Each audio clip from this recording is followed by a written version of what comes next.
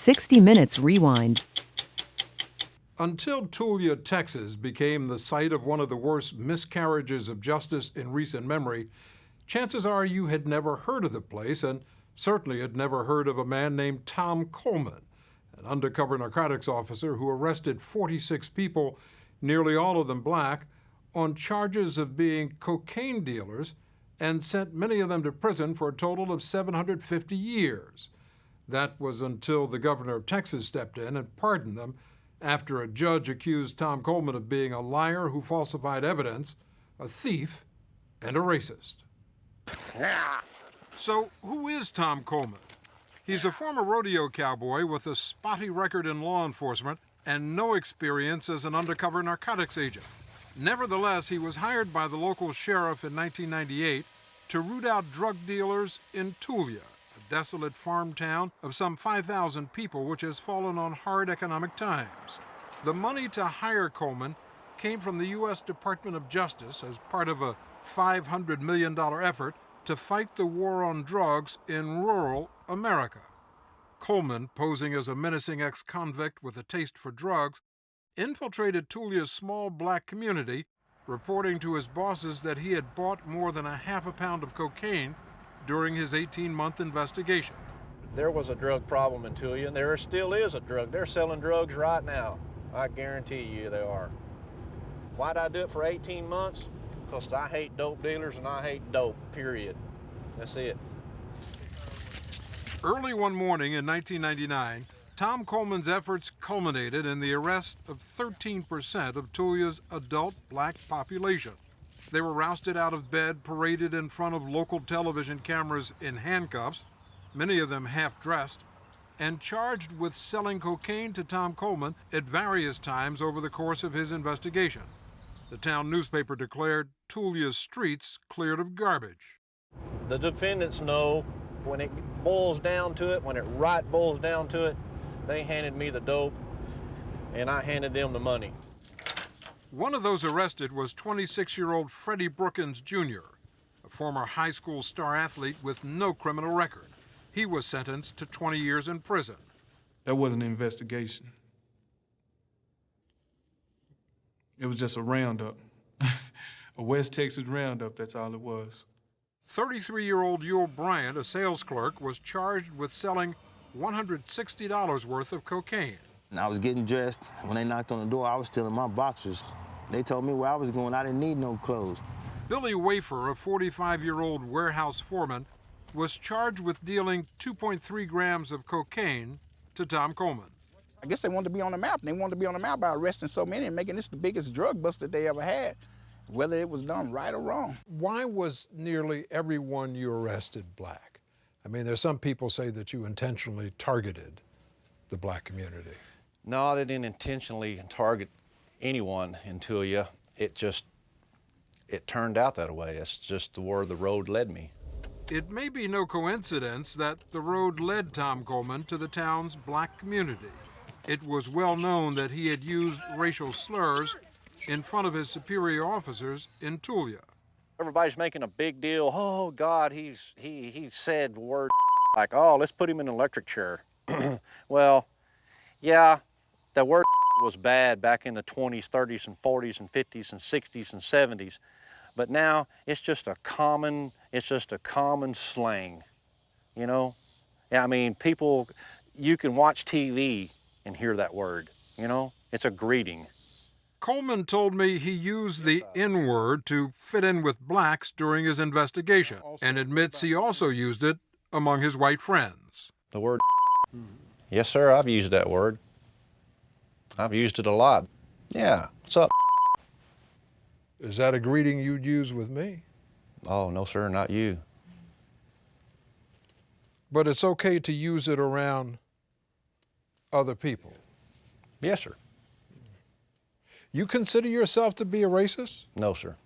Do you see how some people might hear what you say and think that you are a racist and that you simply railroaded dozens of people because of their race?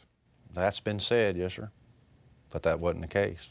What was the case was that the first defendants to face justice were quickly convicted in 8 separate trials by nearly all white juries. Only one of the jurors was black. I believe they already had a guilty verdict before any of us even went to court. They were all given harsh sentences ranging from 20 to 341 years in prison, even though the arrests had turned up no cocaine, no drug paraphernalia, no weapons, no money, or any other signs of drug dealing. The convictions were based solely on the uncorroborated word of Tom Coleman, who had followed none of the standard procedures routinely used in undercover drug operations across the country. Just for the record, did you wear a wire or other recording device? No, sir. Did you have any video or photographic evidence that the buys took place? No, sir. Did you have any independent eyewitness testimony from another undercover officer? No, sir. Did you have any fingerprint evidence? No, sir. But don't you want something more than your word? Mm-hmm. Another little piece of evidence that can point the finger at that person? Yes, sir, that would have helped. But that's not how the operation went. If it went any other way, Coleman claims it would have been too dangerous and may have blown his cover. The only records he made of the supposed drug buys were notes of the names, dates, and places which he scrawled on his leg. On your leg? Yes, sir. Why not on a notepad? Because if I wrote it on a notepad and I left it laying around somewhere, somebody would have found it. And then they would have So you just pull up me. your pant legs and write it down there? Yes, sir. Wasn't it hard to keep track of information that you write on your legs? No, sir. One of the harshest sentences of all, 90 years, went to Joe Moore, a 60-year-old hog farmer who has lived much of his life in this one-room shack. Authorities described him as the drug kingpin of Tulia. I didn't even know nothing about a kingpin. I don't even know how a kingpin live or nothing. I don't know nothing about that. But I know they live 30 times better than this. No, 100 times better than this. Tom Coleman's great success at securing convictions came despite the fact that some of his cases fell apart, like the one against defendant Billy Wafer, who had his case dismissed when he was able to show with time cards that he was at work at the local seed processing plant at the same time that Coleman testified Wafer was selling him cocaine. It never happened. He's that good. He's that good of a liar that he convinced the DA and the sheriff that really happened. Defendant Yul Bryan had witnesses who said he was at a fair 50 miles away at the time Coleman said he sold him drugs. And that's not all. In my police report, he said I was a tall black man with bushy-type hair. I'm 5'7". I haven't had any hair in like 6, 7 years. Wasn't me. Case dismissed. And then there's the case of Tanya White. Coleman says she sold him $190 worth of cocaine in Tulia on October 9th, 1998 at 10:15 a.m. That's not possible because I was at the bank in Oklahoma City at 9:45, withdrawing $8, and they got my signature on my withdrawal slip. How do you explain that?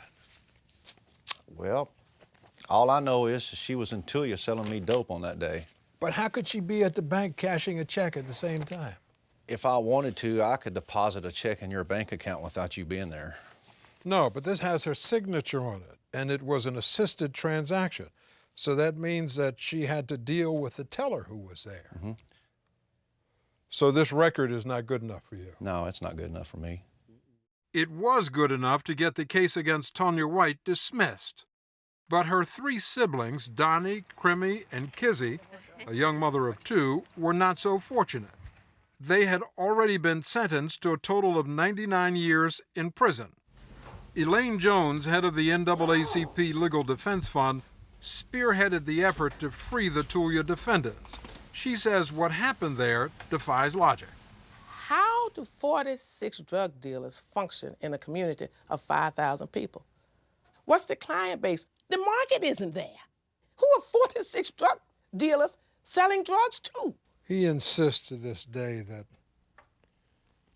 no matter what anyone says, those defendants in Tulia are guilty. The defendants in Tulia are guilty of being black and of living in Tulia. That's what they're guilty of. The jurors in the Tulia trials never heard what Tom Coleman's superiors knew about his checkered background when they hired him.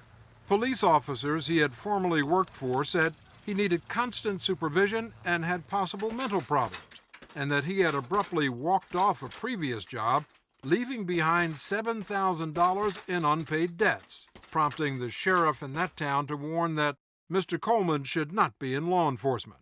What's more, in the middle of Coleman's undercover investigation in Tulia, the man who hired him, the sheriff, arrested him on charges of stealing from a county where he had previously worked. Yet he was permitted to continue his undercover operation in Tulia. It's a situation where all of the law enforcement officers in Texas who knew of Tom Coleman's checkered past said and did nothing at the time of these trials and pleas. Said nothing. How did it happen? I mean, how did it all go so wrong? It's an indictment of the war on drugs. It's the way the war on drugs is being fought. Washington is passing out money, and nobody's supervising how it's being spent, applying the standards to these undercover operations. The U.S. Justice Department has spent billions of dollars over the years funding drug task forces in small towns like Tulia. The more arrests and convictions a task force makes, the more money it receives the following year, which can be used in virtually any way it sees fit. In 1999, Tom Coleman was rewarded for his efforts in Tulia. The Attorney General of Texas named him Outstanding Officer of the Year. But just 6 months ago, Coleman was called upon to defend his conduct before a state judge who was hearing appeals from some of those convicted in the Tulia sting. He said that your testimony was, quote, absolutely riddled with perjury, that you were entirely unbelievable under oath, and that you are, quote, the most devious, non-responsive law enforcement witness this court has witnessed in 25 years on the bench in Texas. That's pretty harsh. Yes, sir, but that's his opinion. A lot of the juries during the trials, they spoke their verdict. And that was a lot of juries, and that's just one judge. But that one judge, on one day this past summer, set the Tulia defendants free. Welcome home. Among them were Joe Moore, Kizzy White, and Freddie Brookins Jr. Finally, man. I know we can't have those 3.5 years back, but we're gonna start where it left off. As for Tom Coleman, he was recently indicted for perjury. He's also under investigation by the FBI for possible civil rights violations. How has this affected you? Well, it's took my career away from me, but I'm surviving. I'm taking care of my family, I'm paying my bills, and I'm not doing dope. I'm not selling dope to do it with either. It's been hard, yes, sir. It's been hard, but I'm proud of what I did in Tulia. Tom Coleman's perjury trial is set to begin this fall. And to avoid what happened in Tulia, Texas is considering a bill requiring that all undercover drug stings have corroborating evidence before a defendant can be prosecuted.